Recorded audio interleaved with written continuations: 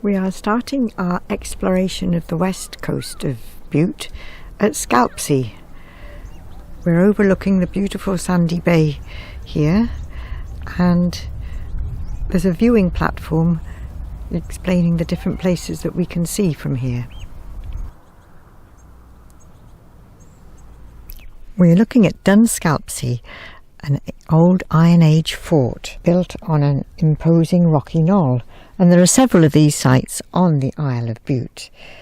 But much of it is now tumbled down because during the Second World War they built 2 machine gun nests into its wall and probably made more damage then than any time before. Looking down on Scalpsie Bay can be seen the Highland Boundary Fault, which crosses Scotland and Bute, dividing highland from lowland. On the bay the rocks are grey schist. Across the bay they are red sandstone, and where the two meet on the shore below is an area of great interest to geologists. Arran is the largest island in the Clyde, and the profile of the North Arran Hills is a well-known site referred to as the Sleeping Warrior, due to its resemblance to a resting human figure. And the highest of the hills is Goat Fell at 2,866 feet. This ditch is part of an extensive network of water channels created by Robert Thom in the early 19th century. The cuts were designed to provide a steady supply of hydropower to the Rothsay cotton mills, which Thom co-owned. We have left Scalpsie and are now walking down the gravelly track to St Ninian's Bay.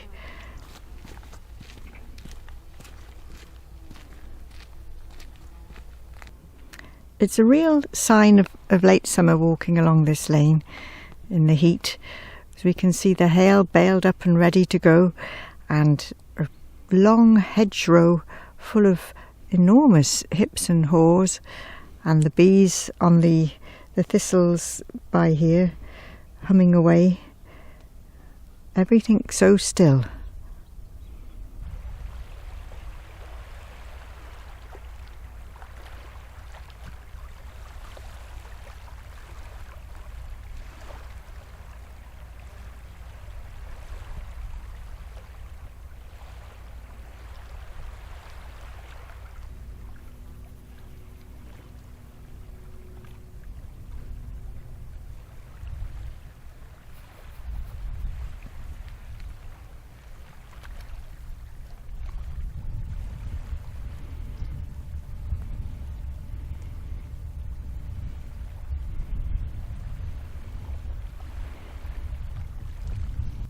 In the early 19th century, John Blaine noted that St Ninian's Bay affords an abundance of fine cockles and mussels, as to which the peasantry entertain a belief that if any of them are carried off upon horseback, the coast will cease to afford any further supplies.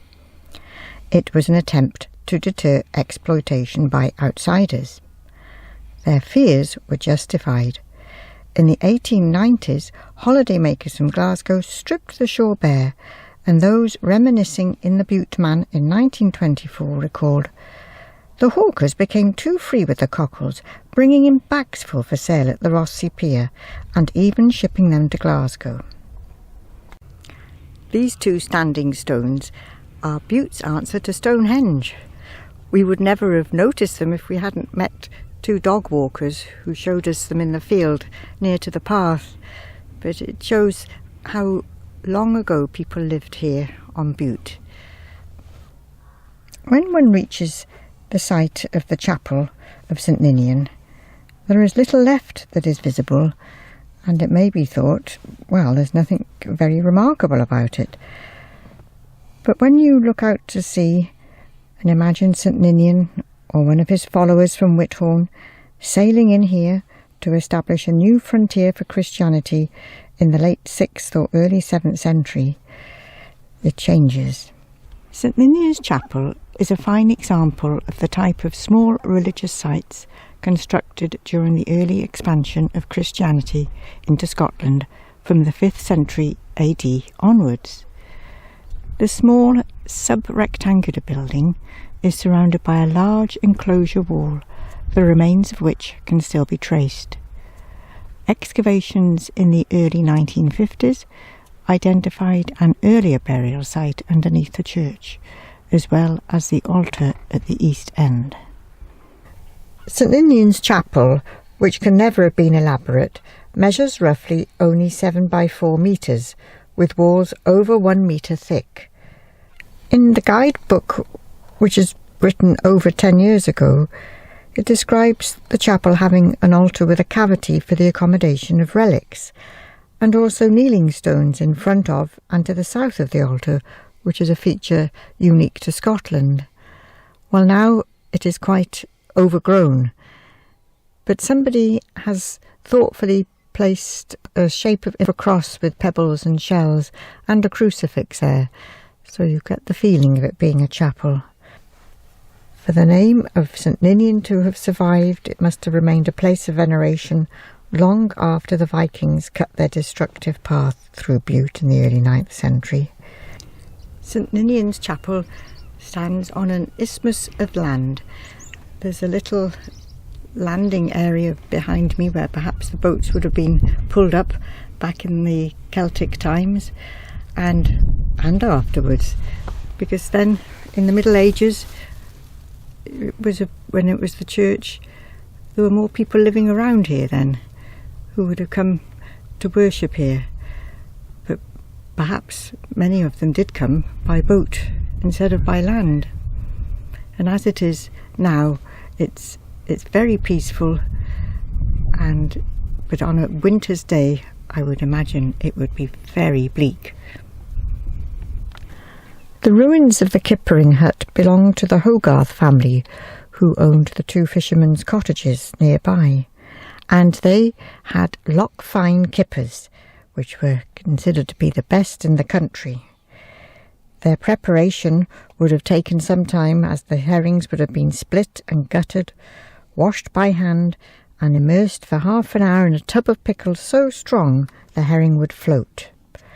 Then it would be hung along with 20 or so others on a 1 metre length wooden spit, and they would be placed on one of the series of rafters rising into the roof above the kiln. Brown kippers took the best flavour from oak and beech chips, while pale kippers were smoked with oak branches. And beside the Kippering hut is a small anchorage where one can run in a boat, for these kippers would have been taken away to the mainland.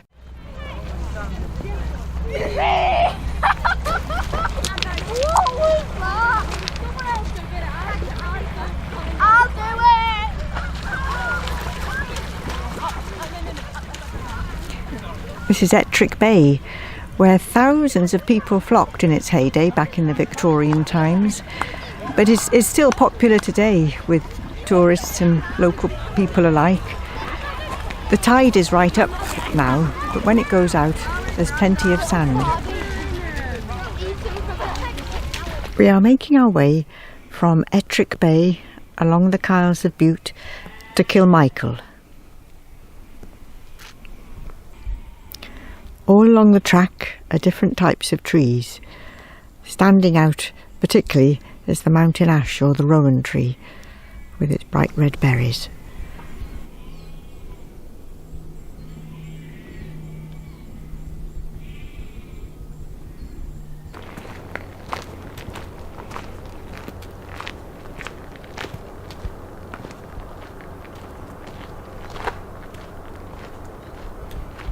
This Neolithic burial cairn was once popularly known as St Michael's Grave, though of course it was not a Christian burial site, it's several thousand years old.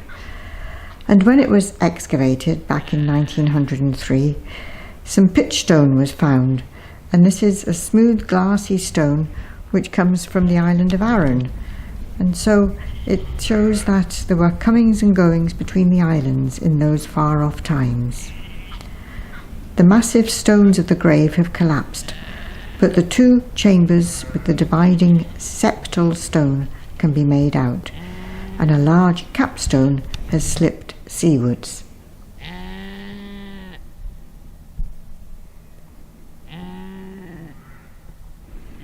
We're looking towards St Michael's Chapel, which stands on a natural knoll on the edge of a glacial terrace. Around it is a wall of 19th century construction, but the remains of the old castle wall can be seen. This is a lovely little chapel in such a beautiful setting, and going back most likely to the Celtic times, when we see the stone altar, which could be from those times, and the recess in the wall, the aumbrey, which was used to store church vessels. But looking at the church walls, in places they look very ramshackle, as if perhaps somebody discovering at this place in the past just piled them up any old how, because usually they're built very much superior standard to this. The spelling of Kilmichael may be misleading. Most people believe it is dedicated to St Michael, but some people believe the church is dedicated to St Michael, an Irish saint of the 6th century, living at the same time as St Bridget of Kildare, and who held her veil when she took her vows to be a nun.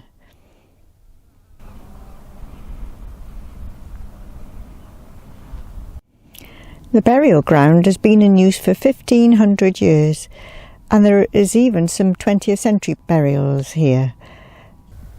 The cast iron grave markers are from the Victorian times, and they were very popular then, but not many survive, partly due to time and pollution and vandalism. This burial ground was used as well by people from across the water, from Kames and other little hamlets and farms, and of course the easiest and best way of transporting a coffin in those days was by water. And so there was a ferry house down below and going across the Kyles to Kames, and that was how the coffin was brought across. But when the weather was bad, there was an occasion of times when the coffin, unfortunately, would be lost to sea. A story is told of a shepherd from Kames who was buried here, and next day his dog was missing, until it was found that he had swum across the water to lie by his master. Kilmichael Farm is the largest farm on the island of Bute, and like most farms and land here, it is owned by the Bute estate and tenanted out to the present farmer.